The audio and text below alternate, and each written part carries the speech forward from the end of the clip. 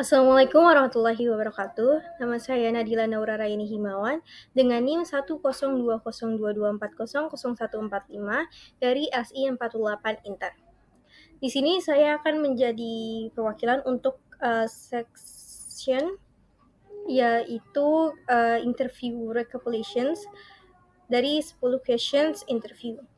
Dengan narasumber saya, Marsha Habibah, dengan usia 19 tahun, gendernya perempuan, pekerjaan atau kegiatan saat ini sebagai mahasiswi akuntansi Bakery University yang terletak di Jakarta, domisilinya Jakarta Timur.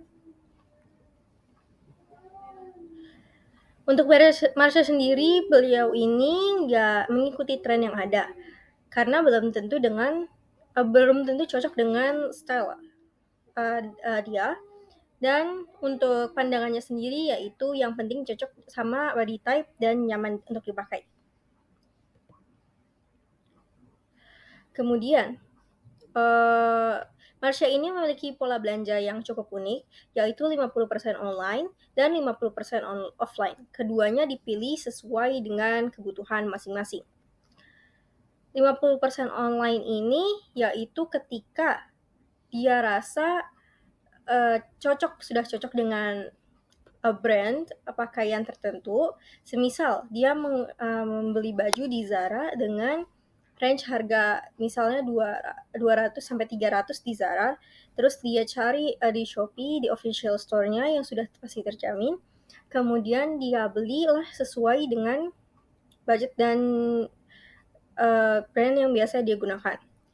Terus biasanya di online store sendiri dia lebih prefer untuk beli selain pakaian yang sudah pasti dia tahu bahannya, dia prefer untuk beli seperti ATK atau alas tulis kebutuhan sehari-hari, terus furniture gitu-gitu, dia lebih prefer itu. Sedangkan untuk offline store dia lebih prefer untuk pakaian yang bisa langsung trial on. Ya. Untuk pakaian kan kadang-kadang ada yang menurut orang di online store itu reviewnya bagus, tapi waktu dicoba ya kurang bagus ya. Itu kan tergantung masing-masing. Jadi ya dia lebih prefer untuk beli pakaian di offline store. Kecuali jika ya memang ada, menurut dia ada keuntungan sendiri ketika beli online store karena harganya lebih miring kan dibandingkan offline store. Jadi biasanya dia akali dengan misalnya beli offline store ke offline store, terus habis itu dia trial on baju A, B, C, Z sampai Z. Terus nanti semisal ada yang cocok, dia akan beli di online store, di official store-nya atau mungkin ya di tempat atau toko yang emang sudah terjamin. Range untuk budgetnya sendiri dia ada di kisaran 200 hingga 600 ribu per tiap outfit belanja. Nah itu gak tentu setiap bulannya atau gak rutin lah. Itu ya beliau ini gak impulsif. Dia itu cukup belanja sesuai kebutuhannya, yaitu misalnya kalau tahun ini emang lagi butuh untuk lebaran dan sebagainya, bisa 2-5 kali, tapi kalau misalnya emang tidak perlu bisa sampai 1 tahun itu nggak belanja atau cuma sekali gitu. Terus selanjutnya adalah apa yang mempengaruhi keputusan untuk Marsha berbelanja. Yang pertama adalah comfort. Jadi pakaian-pakaian yang dia beli itu harus comfort, terus sesuai dengan style body type-nya dan juga membuat dia merasa aman ketika menggunakannya karena dia sendiri perempuan. Jadi biasanya seorang perempuan itu lebih suka pakaian yang membuat dia merasa aman, nyaman ketika dipakai. Terus dia lebih prefer untuk stylenya sendiri adalah casual atau semi formal yang bisa digunakan baik itu di formal ataupun kegiatan occasion yang nggak formal atau santai lah. Terus body type dia aware kalau misalnya dia sendiri itu memiliki body type yang upper triangular, tapi belum tes warna secara official ya. Jadi dia bisa menentukan bahwa dia cocok untuk pakaian seperti ini, yaitu blouse fit dan juga celana cut grey. Dan karena menurut dia body type-nya dia itu appear triangular dan dia itu agak sedikit berisi, jadi dia ngerasa kurang cocok untuk di hoodie oversize dan kulot karena itu membuat dia merasa agak lebih berisi atau lebih lebar dari yang seharusnya gitu. Kemudian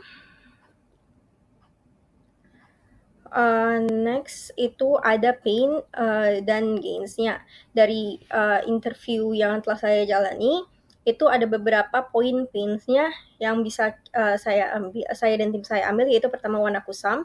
Contohnya coklat susu tidak cocok pada kulitnya Marsha ketika digunain. Ya, jadi kita bisa membuat rekomendasi warna yang sesuai dengan personal color.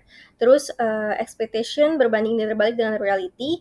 Terus contohnya itu ketika membeli baju ukuran S yang datang ukuran M dan seterusnya, itu bisa pakai chat room dengan sales dan record pembelanjaan serta review customer. Terus pains gains-nya. Pains selanjutnya adalah style tetap proporsional. Contohnya oversize hoodie dan kulot itu membuat tubuhnya Marsha terlihat lebih kurang proporsional ya. Jadi Gensya adalah memberikan tool rekomendasi style berdasarkan body type. Nah, dari sini kita melihat bahwa Marsha itu butuh solusi personalisasi warna dan gaya dan dia ingin agar lebih instan ya. Jadi kayak gak perlu harus misalnya ngeluarin sekitar 1,5 sampai ini untuk hanya personal colornya sendiri. Ini itu bisa jadi dasar empathy map dan problem statement di pembahasan oleh presenter selanjutnya. Jadi bagaimana cara kita untuk membantu Marsha milih pakaian yang sesuai dan color type yang sesuai dengan kebutuhannya. Jadi bisa dilanjutkan oleh presenter selanjutnya.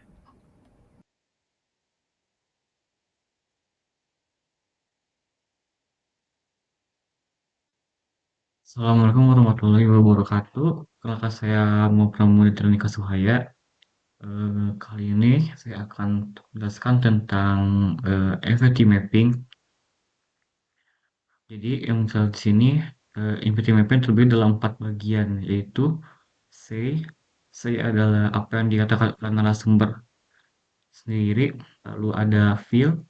Feel itu apa yang dirasakan oleh narasumber. Lalu think adalah apa yang dipikirkan oleh seorang narasumber. Lalu ada das itu apa yang akan dilakukan oleh narasumber. Oke, untuk pertama saya akan menjelaskan eh, bagian C. Oke, yang pertama di sini adalah she likes when the outfit fit her body. Eh, Dia suka kalau misalkan outfit dia tuh cocok dengan tubuhnya. Lalu yang kedua adalah don't follow the trend, tidak mengikuti tren sama sekali. Lalu yang ketiga adalah using your outfit makes me more confident. Menggunakan outfit yang sesuai denganku akan membuat saya percaya diri. Lalu ada can shopping into platforms depends on what clothes we'll buy. Jadi bisa membeli di dua platform, yaitu online shop dan juga offline shop, tergantung apa pakaian yang akan dibeli. Lalu need an outfit that suits the situation, membutuhkan outfit yang sesuai dengan situasi. Oke, eh, untuk ini saya akan menjelaskan hmm, bagian can shopping into platform depends on what clothes will buy. Karena narasumber mengatakan bila ingin membeli sebuah pakaian, tergantung apa yang akan dibeli. Bila narasumber akan membeli sebuah dress, maka narasumber prefer untuk menggunakan platform online shop. Sedangkan untuk baju untuk bermain, untuk nongkrong, ataupun cara bermain itu narasumber eh, prefer untuk berbelanja di offline shop. Lalu use as outfit that suits the situation. Ya, wawancara mengatakan bahwa memilih pakaian yang casual atau semi formal yang fleksibel untuk berbagai acara. Lalu narasumber kedua mengatakan simple tapi tetap formal untuk tetap ke kampus. Lalu yang lain sering menyebutkan konteks penggunaan. Terus saya akan menjelaskan bagian dari use using the right outfits makes me more confident. Narasumber mengatakan bahwa pakaian memori percaya diri, terutama saat bekerja dan juga bermain. Lalu, narasumber lain mengatakan bahwa pakaian longgar lebih nyaman untuk berhijab dan beraktivitas. Oke, move. Ada eh, bagian das. Untuk das di sini terbagi dalam 5 bagian, yaitu wear casual and simple clothes, menggunakan pakaian yang casual dan juga simple. Lalu using slim fit body clothes, menggunakan pakaian yang slim fit tubuh. Lalu personal color analysis test, menganalisis personal color diri sendiri. Lalu ada figuring body type, yaitu mencari sendiri body type sendiri. Lalu ada compare prices in offline and offline stores, mengcompare harga dari offline juga online stores. Lalu saya akan eh, menjelaskan bagian dari compare prices in offline and online stores. Narasumber mengatakan bahwa membandingkan harga online offline dan membeli berdasarkan kualitas. Lalu eh, narasumbernya mengatakan bahwa kesulitan membeli bahan saat berbelanja online dan juga sering tidak sesuai ekspektasi. Oke, lanjut ke bagian feel. Dalam feel ini terbagi dalam eh, 6 bagian. Yang pertama adalah feel confident with her body, merasa percaya diri dengan tubuhnya. Lalu hard to find a color that suits her yellow skin tone. Sulit untuk menemukan warna yang cocok untuk warna kulitnya. Lalu feel glad to get the price and quality she wants. Merasa senang dan bahagia bila mendapatkan harga dan kualitas yang dimau. Lalu feel struggle, merasa kesulitan.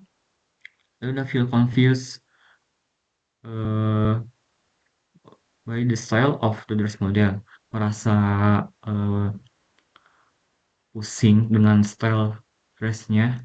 Lalu ada feel relief to understand body type and personal color in basic terms, merasa lega karena tahu body type juga personal color dalam dalam hal yang basic. Lalu saya akan menjelaskan tentang feel struggle dari narasumber sendiri, yaitu narasumber ini mengatakan bahwa dia merasa frustrasi frustrasi saat warna pakaiannya membuat kulit terlalu kusam. Lalu narasumber lain mengatakan bahwa pengalaman warna coklat susu membuat kulit tidak cerah. Lalu feel relief to understand body type and personal color in basic terms. Narasumber mengatakan bahwa dia lega saat menemukan pakaian yang menunjukkan proporsi tubuhnya, seperti high waist. Lalu narasumbernya mengatakan bahwa merasa lebih tinggi saat paham body type-nya. Karena eh, narasumber ini mengatakan bahwa body type-nya adalah long torso. Oke, lanjut kita ke bagian ting. Ting di sini terdapat 5 bagian. Yang pertama adalah ting loose, long miss, and match clothing styles. Merasa berpikiran longgar dan juga panjang, mix and match clothing style. Lalu ada ting about her body, memikirkan tentang tubuhnya. Writing about safety and evaluating those outfits, memberikan tentang kenyamanan dan keamanan dalam memakai outfit. Lalu dressing well is a must so that other people who see it feel good. Berpakaian dengan baik itu adalah kewajiban. Jadi seseorang bisa melihat ini dengan nyaman. Lalu think about her skin tone and comfortability. Memikirkan tentang skin tone-nya dan juga kenyamanan.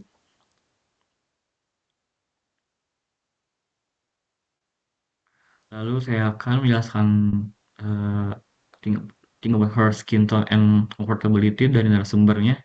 Dia mengatakan bahwa memilih pakaian slim fit karena posturnya proporsional. Lalu narasumbernya mengatakan bahwa menghindari pakaian yang membuat tubuhnya terlihat besar. Lalu ada think, think loose, long, and more clothing styles. Narasumber mengatakan bahwa gaya baju di rumahnya uh, oversize dan kan untuk hangout, fit body. Lalu untuk narasumber lainnya mengatakan bahwa yang longgar untuk santai, pas barang untuk formal. Jadi kesimpulan yang saya bisa diambil adalah untuk bagian saya narasumber menekankan kesesuaian dengan situasi dan kebutuhan percaya diri. Untuk das, tindakan nyata seperti mencoba pakaian offline atau memilih warna aman. Untuk feel, emosi berkisar antara frustrasi karena warna tidak cocok dan kepuasan, outfit proporsional. Untuk think, pertimbangan body type dan warna kulit jadi prioritas. Seperti itu untuk bagian empathy mapping. Sekian, terima kasih. Assalamualaikum warahmatullahi wabarakatuh. Perkenalkan, nama saya Isna Kusuma Nugraheni dengan NIM 1020224002000. Saya dari kelompok 1 Ali Surga. Saya akan memaparkan analisa customer journey berdasarkan hasil wawancara yang telah kami lakukan. Tetapi sebelum itu saya akan menjelaskan pengertian dan manfaat dari analisa customer journey. Customer journey adalah alur perjalanan pelanggan saat berinteraksi dengan merek bisnis atau perusahaan Anda. Perjalanan ini dimulai dari saat pelanggan pertama kali mengenali brand, melihat produk, melakukan pembelian, dan akhirnya apa yang akan ia lakukan setelah melakukan pembelian produk bisnis Anda. Apakah pelanggan tersebut akan memberi review yang baik terkait produk Anda? Apakah ia memutuskan untuk datang kembali dan membeli produk lainnya? Atau bahkan memberi review yang buruk dan memutuskan untuk tidak kembali lagi. Manfaat analisa customer journey. 1. Memahami pelanggan. Melakukan analisa customer journey memungkinkan tim dapat lebih memahami perspektif pelanggan dengan lebih baik dan mengetahui apa saja tantangan atau masalah yang dihadapi dalam perjalanan mereka. Kemudian, tim dapat menggunakan informasi tersebut untuk meningkatkan pengalaman pelanggan dan mengoptimalkan strategi penjualan dan pemasaran Anda. Kedua, memberikan pandangan yang sama untuk semua tim. Tidak jarang tim dari departemen yang berbeda memiliki pemahaman yang lain tentang perjalanan pelanggan, sehingga menimbulkan ketidakcocokan dalam pengalaman yang diterima oleh pelanggan Anda. Namun, hal tersebut dapat diminimalisir atau bahkan dihindari dengan menggunakan analisa customer journey, di mana setiap tim dapat mendapatkan pandangan yang sama tentang jalur mana yang diambil oleh pelanggan saat berinteraksi dengan merek bisnis Anda.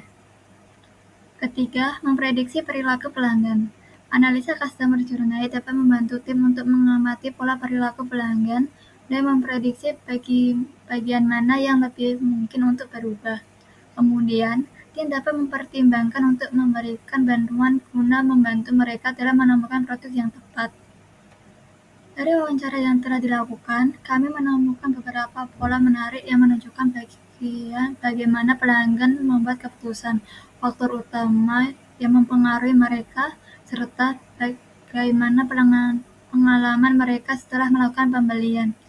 Melalui analisa ini, kita akan melihat secara lebih dalam bagaimana pelanggan berinteraksi dengan produk, serta strategi yang dapat diterapkan untuk meningkatkan pengalaman mereka. Kesadaran. Pertama, beberapa responden mengetahui tentang konsep body type dan personal color analysis. meskipun sebagian besar masih kurang memahami personal color. Kedua, pilihan antara belanja online dan offline tergantung pada kenyamanan dan kepraktisan. Ketiga, beberapa pelanggan mulai mempertimbangkan faktor body type dan personal color dalam setiap pembelian untuk memastikan kesesuaian yang lebih baik.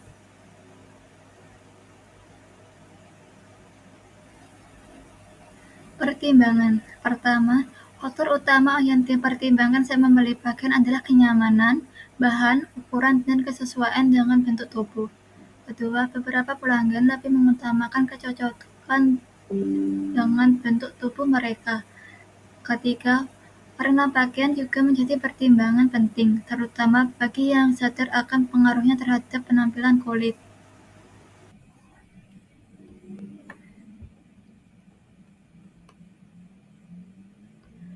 Pembelian.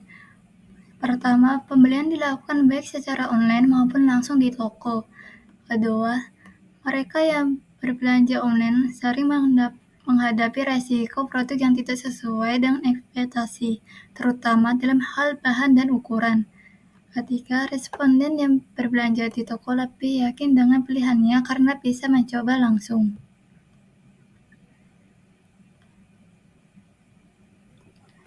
Pengalaman penggunaan. Pertama, kenyamanan pakaian sangat mempengaruhi percaya diri pengguna. Kedua, pemilihan gaya pakaian bervariasi mulai dari simpel, kasual, hingga formal sesuai kebutuhan. Ketiga, warna pakaian dapat mempengaruhi penampilan secara keseluruhan, terutama dalam hal kecerahan kulit.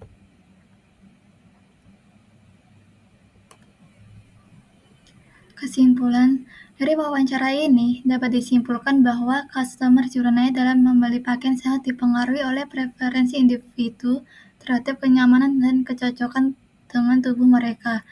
Pelanggan yang memahami kebutuhan mereka dengan baik cenderung lebih puas dengan pembelian mereka. Sementara yang masih mencoba-coba, kemungkinan besar mengalami ketidaksesuaian ekspektasi dengan produk yang dibeli. Pemahaman lebih lanjut tentang body type dan personal color dapat menjadi strategi edukasi yang sangat bermanfaat bagi industri fashion untuk meningkatkan pengalaman berbelanja pelanggan. Assalamualaikum warahmatullahi wabarakatuh. Perkenalkan, nama saya Maya Radina Putri dengan NIM 1020224000015.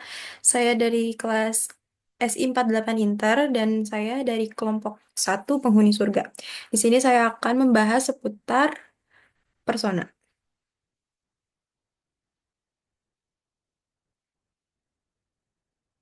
Oke. Jadi yang pertama itu adalah topik yang akan saya bahas kali ini yaitu persona. Apa itu persona? Persona adalah gambaran tentang tipe orang yang menjadi target pelanggan atau pengguna produk kamu. Persona ini dibuat berdasarkan riset dan wawancara dengan calon pengguna, supaya kamu bisa memahami lebih dalam siapa yang akan memakai produk atau layananmu. Dengan mengetahui persona, kamu bisa membuat produk yang lebih cocok dan sesuai dengan kebutuhan mereka. Jadi, persona itu dibuat berdasarkan data asli dari riset, wawancara, dan observasi pengguna, bukan sekedar imajinasi saja. Selanjutnya, jadi persona itu membangun empati. Jadi persona itu membantu tim untuk lebih memahami pengguna dan merancang produk yang sesuai dengan kebutuhan mereka. Persona itu meliputi apa saja? Yang pertama ada nama, foto, yang kedua ada data diri, meliputi umur, pekerjaan, lokasi, dan pendapatan. Yang ketiga tujuan, yaitu apa yang ingin dicapai. Yang keempat masalah atau tantangan, kesulitan yang dihadapi. Yang kelima kebiasaan dan perilaku. Yang keenam motivasi. Yang ketujuh preferensi dan harapan yang diinginkan dalam produk atau layanan. Dan yang terakhir sumber informasi, dari mana mereka mencari info sebelum membeli. Lalu, mengapa persona itu penting? Jadi, persona itu membantu kamu untuk, pertama, fokus pada kebutuhan pengguna. Dengan persona, kamu bisa lebih fokus membuat produk yang sesuai dengan kebutuhan dan keinginan pengguna. Yang kedua, meningkatkan komunikasi. Semua anggota tim akan lebih mudah memahami siapa yang mereka layani, sehingga kerjasama menjadi lebih efisien. Yang ketiga, menghemat waktu dan sumber daya. Dengan memahami persona, kamu bisa menghindari pembuatan fitur atau produk yang tidak dibutuhkan oleh pengguna. Dan yang terakhir, mengembangkan marketing yang lebih tepat sasaran. Persona membantu kamu untuk menyusun strategi pemasaran yang lebih tepat dan mengarah pada target yang benar. Jadi, persona itu menggambarkan segmen pengguna. Satu produk bisa memiliki beberapa persona yang mewakili kelompok pengguna dengan kebutuhan atau tujuan berbeda. Terus persona juga membantu perusahaan memberikan pengalaman yang lebih relevan, seperti menampilkan produk yang sesuai dengan minat mereka. Dan juga persona tentu saja membantu dalam pengambilan keputusan. Persona memudahkan pengambilan keputusan dalam pengembangan produk dan strategi marketing. Dan berikut terdapat contoh persona untuk kebutuhan wawancara dari ide gagasan kelompok saya, yaitu mengenai fashion. Di sini saya telah mencari persona yang cukup tepat, maksudnya cukup mendekati kata pas untuk fashion, yaitu namanya Putri Fania. Dia sangat suka mix and match dan menjelajahi outfit supaya bisa berpenampilan dress well. Jadi dia adalah orang yang sangat memikirkan penampilan.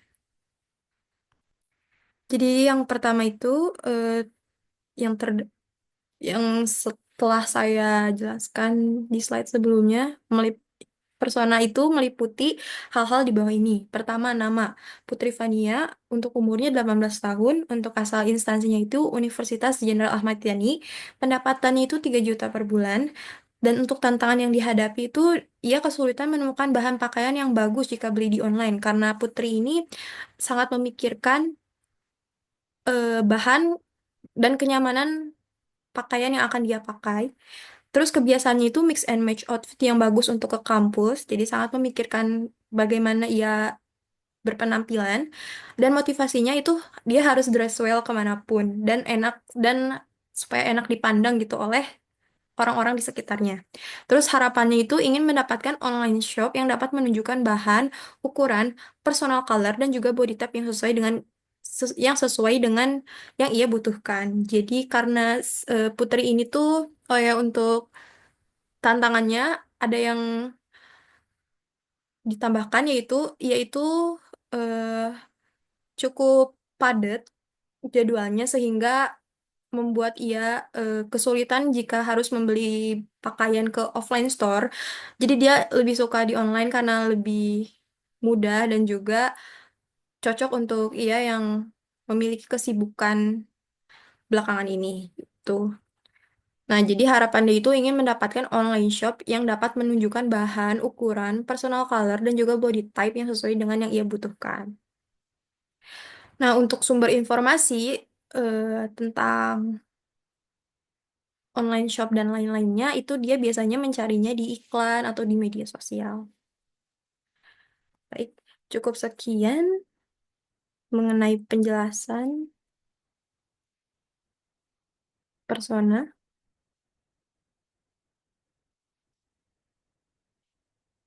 Cukup sekian yang bisa saya sampaikan.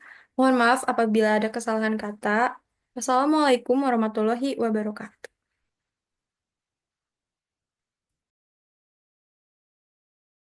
Halo semuanya, perkenalkan nama saya Fasyarina Huda dengan NIM 102022400205. Saat ini saya sudah mendapatkan hasil wawancara yang akan saya jadikan pain and gain dari kelompok saya. Saya coba share screen terlebih dahulu. Ini adalah divine board yang sudah kita buat, dan di sini ada pain and gain, dan sudah saya pindahkan ke dalam Canva supaya tulisannya dapat terlihat lebih jelas.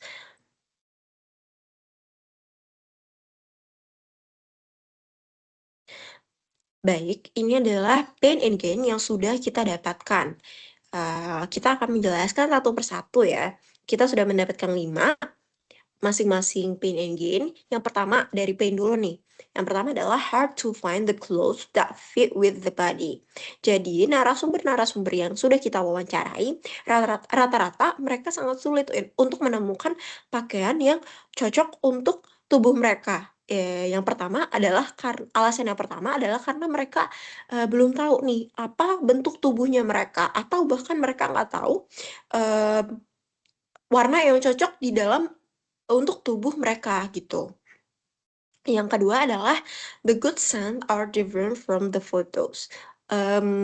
Narasumber yang saya wawancarai sendiri yang bernama Shakira ini, dia memiliki experience atau dia memiliki pengalaman di mana dia membeli baju yang harusnya berwarna ungu malah menjadi warna pink. Itu adalah kebanyakan orang ya saat berbelanja online, karena dia kan nggak tahu nih bentuk aslinya dari barang tersebut. Terkadang pencahayaan saat foto itu juga mempengaruhi warna yang ada di dalam foto tersebut. Perbedaan warna dalam foto dan juga perbedaan warna dalam barang aslinya. Yang ketiga adalah wrong color makes her looks terrible. Yang seperti yang sudah saya bilang, terkadang narasumber-narasumber yang kita wawancara ini, mereka nggak tahu pastinya warna yang cocok sama warna yang cocok sama kulit mereka atau skin tone mereka. Yang keempat adalah hard to find the clothes that has good quality with the best price. Nah, terkadang ada orang yang berpikir bahwa barang yang bagus udah pasti harganya mahal, atau harga yang mahal udah pasti barangnya bagus. Namun ternyata pada kenyataannya di online store banyak sekali harga-harga yang bisa dibilang cukup mahal, tapi barangnya ternyata nggak sesuai nih sama ekspektasi kita. Ini adalah pinter-pinternya para pembeli untuk memilih barang-barang tersebut. Dilihat dari review orang atau rating orang, ataupun bisa dari deskripsi barang. Yang kelima adalah we don't know the material because we can't touch it. Jadi kita kan nggak tahu nih bentukan katun seperti apa, apakah ini bahannya tipis ataukah ini bahannya nerawang atau bahkan tebal, saking tebal nggak bisa dipakai di Indonesia. Kita nggak pernah tahu nih, karena ya namanya online store, kita nggak bisa lihat barangnya secara langsung dan nggak bisa pegang juga kan gitu. Sedangkan gain yang kita dapatkan yang pertama adalah affordable prices with the good quality. Ini yang aku bilang tadi, sebenarnya dalam berbelanja online itu adalah pinter-pinternya pembeli aja nih untuk mendapatkan harga yang terjangkau namun barangnya bagus gitu. Bisa dilihat dari filter-filter. Jadi kan kita kalau online store itu dia punya filter yang bisa tahu nih range harganya dari 0 sampai harga berapa, terus reviewnya mau berapa, terus juga domisilinya dari mana gitu-gitu. Yang kedua adalah can measure the right size of her outfit without going too far for the offline store. Kita nggak perlu jauh-jauh ke offline store untuk tahu outfit yang bagus untuk kita, untuk mendapatkan outfit yang bagus untuk kita. Kadang kita cuman milih aja dari online store, terus dilihat tuh ada size-nya berapa, terus buat ukuran S sama M itu dia di berat badan berapa dan lain-lain. Yang ketiga adalah see review from other users. Di offline store kita bisa tahu nih, ini tuh barang kira-kira bertahannya berapa lama sih? Atau itu baju mudah sobek atau enggak sih? Tapi kalau di online store, dia bisa lihat dari review other user gitu. Yang keempat adalah at online store, she can get a big discount or flash out. Seperti yang kita tahu, di online store itu banyak banget diskonnya. Kayak 3.3 kemarin, terus juga ada Ramadan, sale, dan lain-lain. Yang kelima adalah online shopping is suitable for her because she don't have much time. Sebagai mahasiswa, kita tuh terkadang butuh yang namanya outfit untuk ke kuliahan, cuman kita nggak punya waktu nih untuk ke online store karena ya banyak tugas dan lain-lain. Cuman kalau misalkan di online store kita bisa dapat berbelanja dimanapun, kapanpun yang kita mau. Kita tinggal lihat reviewnya aja, kita tinggal lihat range harganya berapa, kita bisa langsung dapat membelinya. Seperti itu. Oke, lanjut ke section product statement terbagi dalam 5, yaitu in order to, lalu ada all product to solve, ada problem of, ada by giving them, lalu we will know if our product works when we see. Oke, yang pertama adalah in order to. In order to adalah apa yang diinginkan oleh customer, yaitu get an outfit that match with the body, personal color, and size, yaitu mendapatkan outfit yang sesuai dengan tubuh, personal color, dan juga ukuran. Lalu our product will solve, lalu produk kita akan menawarkan sebuah solusi, yaitu an outfit and fit with the body, personal color, and size. Sebuah outfit yang cocok dan pas untuk tubuh, personal color, dan juga ukuran. Problemnya adalah sebagian customer ini tidak mengetahui apa body type mereka dan juga personal color mereka. Dengan memberikan mereka yaitu cara untuk jalan untuk mengetahui apa yang mereka inginkan dan juga mencari apa yang mereka mau, seperti apa body type mereka dan juga personal color mereka apa, mereka ingin seperti baju yang seperti apa, dan lain-lain. Lalu we will know if our product works when we see. Kita akan mengetahui produk kita berhasil ketika kita melihat customer itu puas dengan produk kita. Seperti itu. Terima kasih.